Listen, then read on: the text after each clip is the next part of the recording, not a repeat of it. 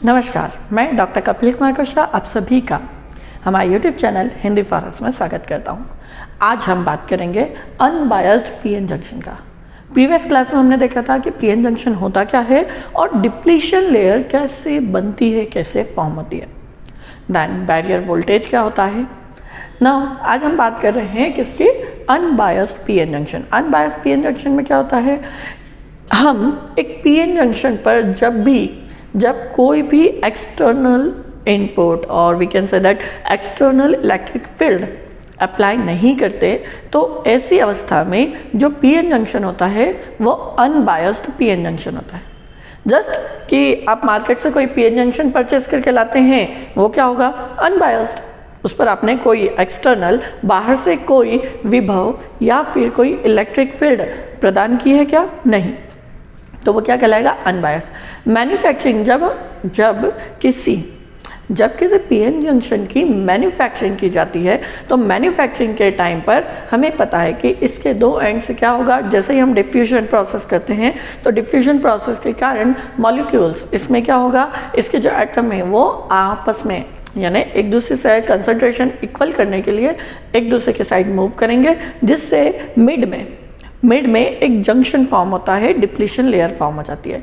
इससे मूवमेंट के कारण जो करंट फ्लो होता है उसे हम क्या कहते हैं, डिफ्यूजन करंट। आफ्टर दैट उसके बाद इस पर्टिकुलर डायोड से या इस पर्टिकुलर पीएन जंक्शन से कोई करंट फ्लो नहीं होता, बिकॉज ऑफ कि हमें पता है कि जो बैरियर पोटेंशियल है या पोटेंशियल बैरियर वोल्टेज है उसकी वैल्यू सिलिकॉन के लिए VB for silicon it will be 0.6 practically and ideally it will be 0.7 ideally, and it is for silicon, and for germanium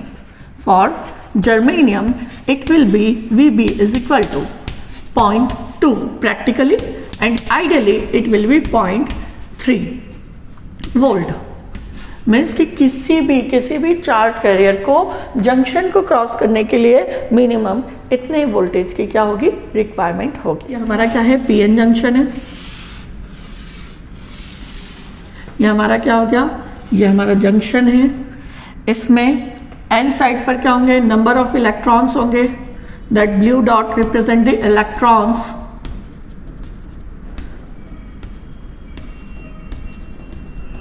clear है, ये ब्लू क्या है, इलेक्ट्रॉन्स है, एज वेल एज यहाँ पर क्या होंगे, पॉजिटिव आयंस की एक लेयर होगी।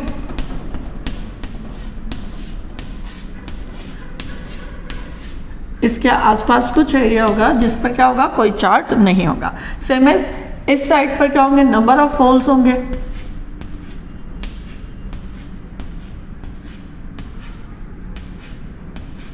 और यहां पर इस प्लेस पर क्या होंगे, नेगेटिव आयंस की लेयर होगी।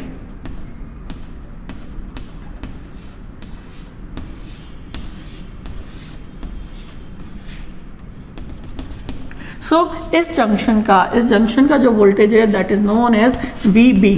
साइड के किसी भी होल को एन साइड पर जंक्शन को क्रॉस करके डिफ्यूज होने के लिए कितने चार्ज या कितने वोल्ट की रिक्वायरमेंट होगी, दैट इज QVB।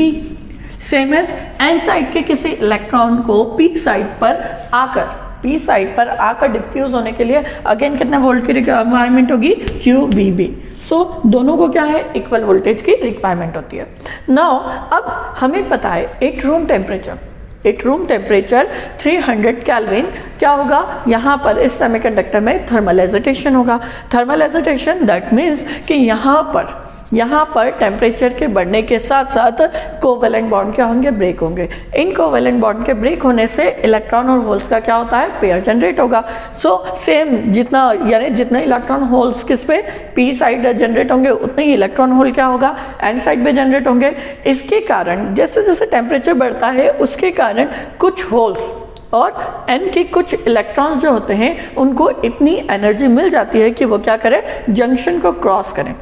और वो जंक्शन को क्रॉस करके क्या हो जाते हैं, डिफ्यूज हो जाते हैं। तो इस सिचुएशन में बहुत ही माइनर करंट क्या होता है, फ्लो होता है। और चूंकि ये दोनों इलेक्ट्रॉन्स जो हैं वो पी साइड आकर डिफ्यूज होते हैं और होल्स जो हैं वो एन साइड जाकर डिफ्यूज होते हैं, दैट इज वाई यहाँ से क्या होगा, एक मिनिमम करंट फ्लो होगा।